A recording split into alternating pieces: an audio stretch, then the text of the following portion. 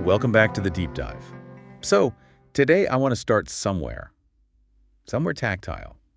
I want you to just close your eyes and picture a specific object. Okay. It's rectangular, made of that cheap, hard plastic, usually see-through or maybe black. And inside, you've got those two little spools with magnetic ribbon. Oh, yeah. And maybe it's got a handwritten label, you know, the kind that's peeling off at the corner. The cassette tape. Cassette tape.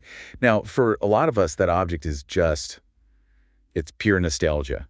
It's the artifact of a high school crush, right? The mixtape you spent hours on. Or the frustration trying to wind it back in with a pencil. Oh, exactly. After your car stereo just decided to eat it. It feels like a relic, doesn't it? Totally. Just a dusty placeholder between vinyl and the CD. Well, that's certainly the standard Western narrative. We tend to think of it as a format of convenience, maybe, but not quality. Sure. It was portable, yeah, but it hissed, it could warp, and the sound quality was just objectively worse than a vinyl LP. So we usually see it as this, transitional tech that we happily ditched as soon as something better came along. Exactly. But today, we are going to completely dismantle that idea. We're working off this amazing column by MMR called Reggae Music and Cassette Culture. And it argues something that, well, it honestly blew my mind. It suggests that this cheap piece of plastic didn't just hold music. It literally built a global culture. It's a huge claim. It is. We're not talking about mixtapes for your girlfriend here. We're talking about how the cassette carried reggae from the, poverty-stricken streets of Kingston, Jamaica, all the way to the clubs of Tokyo. And when you look at the history, it holds up. The source sets up this really stark conflict from the get-go. Yeah. If you look at the music industry in the US or the UK in the 70s, what was the goal? It was the polished studio album, high fidelity, strict copyright. Top-down control of the product. Precisely. The label makes the record, the label sells it, you buy it. Very linear. Right. But in Jamaica, the cassette fueled an entirely different ecosystem. It wasn't about perfection. It was about speed. Okay. It wasn't about copyright. It was about access. The argument is that the cassette let Jamaica build this alternative grassroots network that completely bypassed the global gatekeepers. It was about capturing the heat of a moment. Capturing the heat. I love that phrase. We're going to come back to that. But to even understand why the cassette was so revolutionary, we have to go back. To the environment it landed in. Exactly. Late 1960s, early 70s in Kingston. What was the reality on the ground? The reality was economic hardship. I mean, the source paints a very clear picture. In the late 60s, an American family might be saving up for a nice hi-fi stereo. Yeah. But for the average person in the ghettos of Kingston, that was just a pipe dream.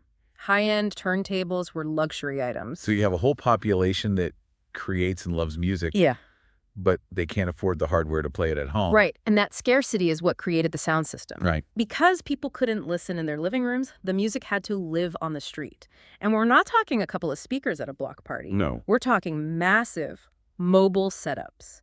Walls of speakers stacked 20 feet high, set up on street corners or in these open lots. The sound system wasn't just the equipment, though, right? It was a whole social institution. It was the heartbeat of the culture, the news center, the fashion runway, the concert hall, all in one. And musically, things were shifting right then, too.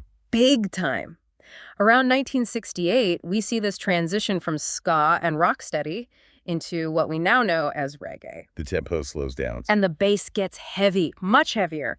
And that bass was designed specifically for those massive sound system speakers. This is the era of the legends, Bob Marley, Burning Spear. But there's a bottleneck. Yeah. In the late 60s, the DJs, the selectors, they're playing vinyl, 7-inch singles. And vinyl is, well, it's a process. A whole manufacturing process. It's heavy, it's fragile, and most importantly, it's read-only. You can't make a vinyl record in your bedroom. You need a pressing plant. You need capital. And then comes the Philips compact cassette. Exactly. Arrives in Jamaica in the early 1970s. Now, you have to remember, Philips designed this thing for, dictation machines in offices. As a secretary. Yeah. But the Jamaican street culture saw something completely different. They saw a read-write medium. And that distinction is everything. Read-write. The consumer becomes the producer. It democratized the documentation of music. It was cheap, it was portable, and for the first time, you didn't need a factory to distribute audio. Just a tape deck and a blank cassette. Okay, so the tech is there. Let's jump to the 1980s.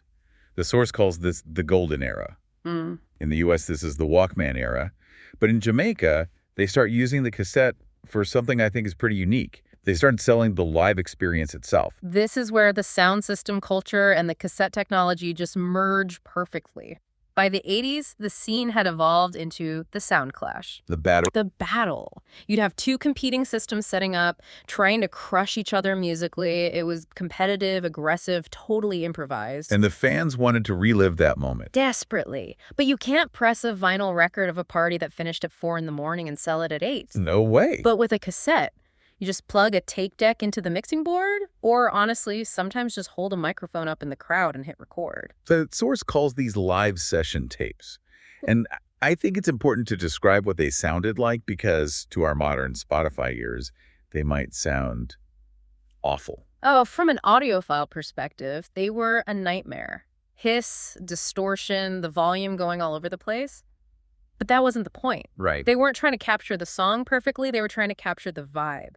The crowd screaming, the air horns, the MC toasting over the track. The rewind. Rewinds when the DJ spins the track back because the crowd went wild. It's immersive audio. You're not just listening to a track, you're listening to an event. There's that phrase again from the source. Packaging the heat. That's it. The value wasn't the fidelity, it was the immediacy.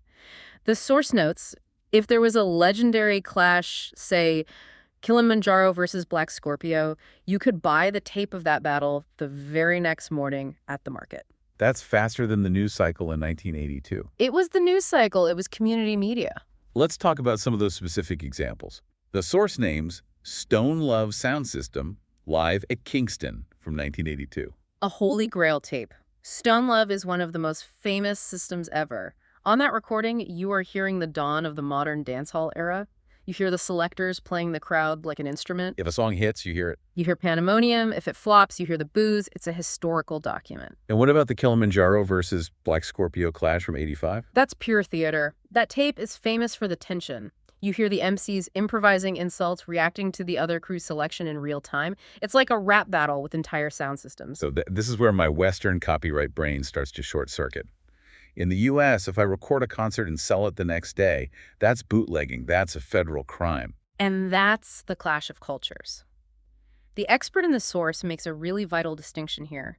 Under Western law, yes, this is piracy. But in the context of Jamaican street culture, this was promotion. It wasn't stealing. It was amplifying. For the most part, the artist didn't mind. If your performance on a live tape went viral in the streets, your booking fee went up. So the tape was the marketing. It allowed the culture to communicate with itself without needing permission from, Island Records or the BBC. And that network didn't stop at the shoreline. This is the part of the story I find most fascinating. The idea of the internet before the internet. It went global via the post office. You have to look at the diaspora network. By the 80s, you have these huge communities of Jamaican immigrants in London, New York, Toronto. And they're starving for a taste of home. Exactly. And they didn't want the sanitized, polished reggae albums the big labels were releasing for white audiences. They wanted the raw stuff. They wanted to know what happened at the dance in Kingston last Saturday. So the tapes were the conduit. Relatives and friends would record these sessions in Kingston, put them in a padded envelope, and just mail them. The source calls it real-time news reporting via audio. I love that. Someone in a cold apartment in London, popping a cassette in a boombox, and suddenly they're transported to a humid night in Kingston. And it kept the culture synchronized. A kid in London knew the new slang, the new rhythms, at almost the same time as the kids in Jamaica because of these tapes. Speaking of rhythms, we have to talk about 1985. The source flags this as a huge turning point with the slang-tang rhythm. The slang-tang moment, the birth of digital reggae or dancehall. It was the first fully computerized rhythm track. It changed everything. So the music production goes digital. Yes. But, and here's the irony, the distribution stayed analog. The beats were coming from Casio keyboards, but the music was still spreading on cassette. The cassette became even more important. Why not switch to CDs in the 90s when the rest of the world did? Cost and durability, CDs scratch, CD players skip, cassettes are rugged, you can drop them, leave them in a hot car.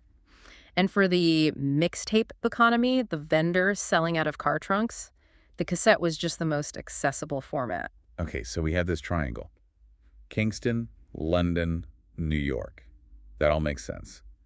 But the source has this whole section on a place I did not expect to see. Japan. It is a curveball, isn't it? No. But the connection between Jamaica and Japan is one of the most fascinating subcultures in music. I mean, culturally, geographically, linguistically, Yeah. they couldn't be further apart. How does a cassette tape bridge that gap? It starts with obsession. In the late 80s and through the 90s, you had this growing community of Japanese music collectors who became completely enamored with dancehall. They didn't just want to listen to it. They wanted to understand it, so they traveled. They went to Kingston. They went record hunting. But they didn't just buy the vinyl. They bought the tapes, those hiss-filled, noisy live session tapes. So they were importing the raw vibes. Literally. They'd bring suitcases full of these tapes back to Tokyo and Osaka. The source says they were sold in the corners of import record shops in Shibuya and Minami. But there's a key difference here. A huge one. For the listeners in London, the tapes were a connection to home. For the listeners in Japan, the tapes were textbooks. Textbooks. Yes, they used the tapes to learn the art of the sound clash. Because they were live, they captured everything. The patois dialect, the MC's cadence, the timing of the sound effects. They deconstructed the performance. Beat by beat. The source highlights a specific crew, Mighty Crown. Oh, Mighty Crown is legendary. They're the unexpected world champions. They are. Founded in Yokohama in 1991, they won World Clash titles in New York and Jamaica, beating Jamaican crews at their own game. And the source says they started by studying these raw tapes. That is wild. It's like learning a language by listening to fuzzy recordings of conversations. And it worked. The source lists specific venues in Japan, Club Jaja, in Osaka, Club Sitas in Kawasaki, that became these incubators. Imagine a club in Osaka in 1992, packed with Japanese youth, listening to a tape of a party from Kingston, treating it like a religious text. It really proves that the noise on the tape wasn't a flaw. It was the texture of authenticity. If it were too clean, it wouldn't have taught them what they needed to know. Exactly. It conveyed the energy, not just the notes. So eventually, the technology catches up. We get to the 2000s. CDRs and MP3s finally kill the cassette market in Jamaica. It was inevitable. The utility argument flipped. Once digital files and CD burners got cheap, the cassette lost its edge. The source notes that by the mid-2000s, the market just collapsed. The source mentions some late-era tapes, like Bass Odyssey Live, as the last breath of that era. Right. But the fascinating argument the expert makes is that while the plastic object vanished, the culture it created is still the operating system of the genre. How so? Well, think about the mixtape. In hip-hop and dancehall, a mixtape is still a primary way to release music, even if it's all digital now. That concept, a rough street-level compilation for promotion, comes directly from the cassette era. And the archives. Yes. Go on YouTube right now and search for Stone Love 1980s. You will find thousands of hours of audio. Who digitized those? The collectors. The people who bought those cheap tapes 40 years ago preserved the history. Without the cassette, that history would have just vanished. The difference between oral history and written history. The cassette wrote it down. Exactly. And interestingly, we are seeing a little revival now. The source touches on how cassettes are coming back as merch items. Yeah, I've seen that. Bands selling tapes at shows. It's not for convenience anymore. It's for the artifact. People miss the object. They miss the ritual of flipping the side. It's about holding a piece of history in your hand. So let's bring this all home. We started this deep dive looking at a cheap, mass-produced piece of plastic. But what we found is that it was so much more than just a storage format. I think the main takeaway is about agency. The cassette wasn't a passive way to listen. It was a tool of subversion. It allowed the poor and marginalized in Jamaica to bypass the gatekeepers of a billion-dollar industry and build a global community on their own terms. It just reminds you that technology isn't only about specs. It's not just signal-to-noise ratio. It's about how people use it to connect. Absolutely. Reggae's global dominance is often credited to superstars like Bob Marley, and rightly so. But this source reminds us that the genre owes just as much to the nameless vendors on street corners selling those noisy, hissing tapes. That was the real engine. It really makes you think about where we are now. We live in an era of 4K video, lossless audio, instant access to everything. It's perfect, clean. But I want to leave you with a question to chew on. In our pursuit of this high-definition perfection, have we lost something? Have we lost the community and the rawness that came from sharing a physical, imperfect copy of a live moment? That's the question. Maybe the hiss on the tape wasn't noise. Maybe it was the sound of the room. And maybe that room is what we're missing. Thanks for diving in with us today. We'll see you on the next one.